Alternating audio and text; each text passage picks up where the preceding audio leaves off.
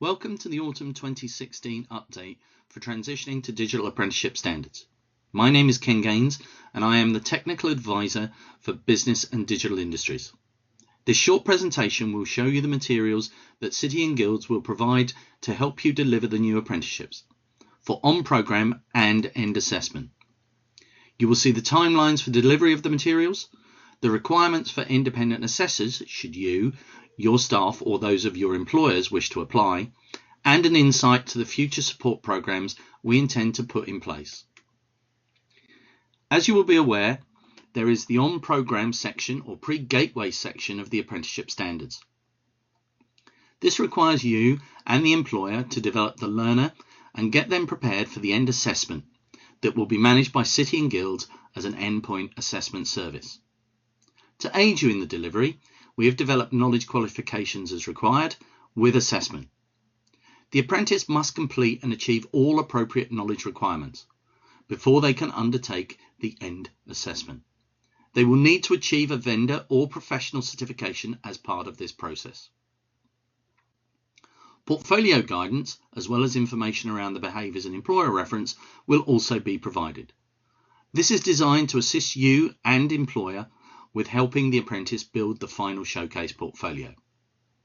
When you and the employer believe the apprentice is ready to be booked on the end assessment, we ask that you provide us with 3 months' notice and select the next assessment window.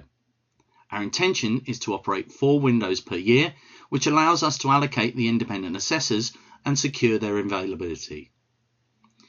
To ensure that you and the employer can prepare the apprentice appropriately, City and Guilds will provide the showcase portfolio guidance, information around the interview process and the employer reference.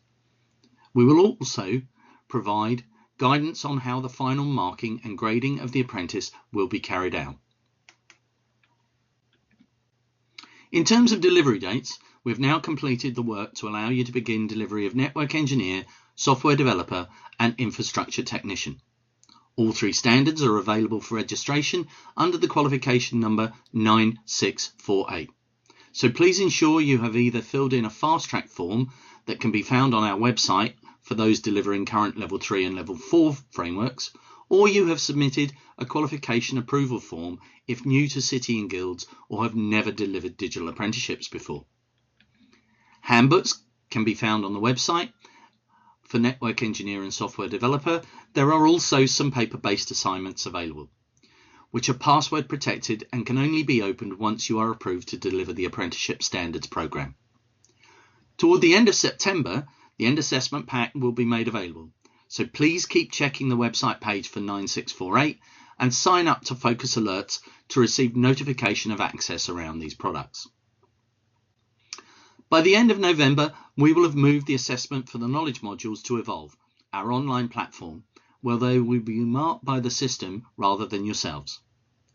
January 2017 will be the first opportunity to book end assessment, as we know there are some training providers who have been working with apprentices now for nearly 2 years, and so we're expecting to see some assessment happen in April 2017.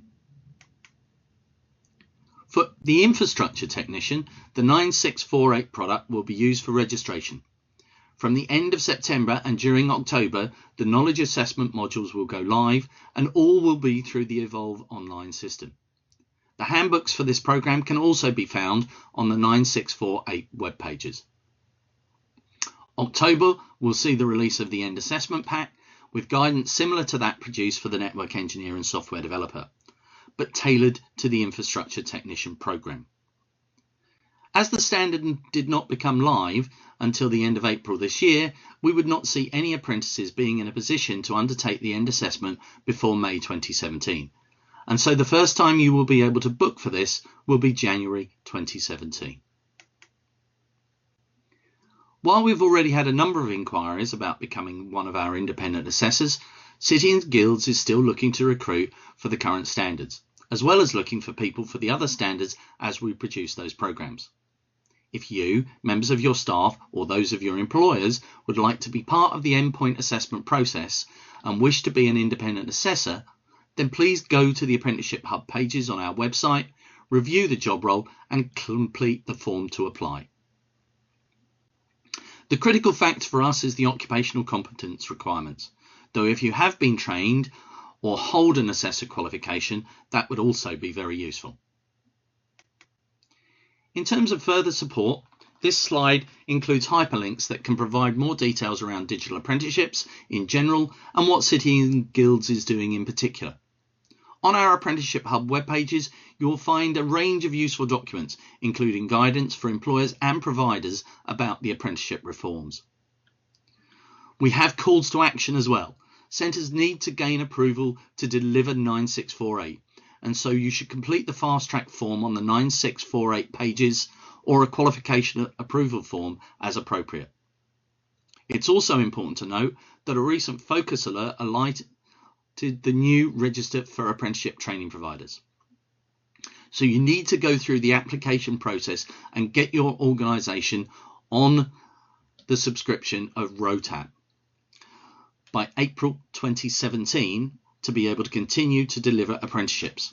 If you do not, then from May 2017 you will have to submit an application and have it accepted before you will be allowed to deliver any further apprenticeships. If you require further guidance or assistance, then you can email digitalindustries@cityandguilds.com or speak with your local sales representative. Also, as part of the development of digital professionals, City and Guilds is pleased to state that we are recognised as providing programs that will give apprentices the necessary requirements to apply to be a member of the Register of IT Technicians. This will allow them to put letters after their name and show that they have undertaken a professional quality of learning and assessment. But to ensure that you are kept up to date, you will find a number of webinars scheduled to provide further information on the apprenticeship reforms and funding. These will be updated regularly as Skills Funding Agency and BIS continue the development process. Again, please sign up on the My Preferences area on our website to receive focus alerts.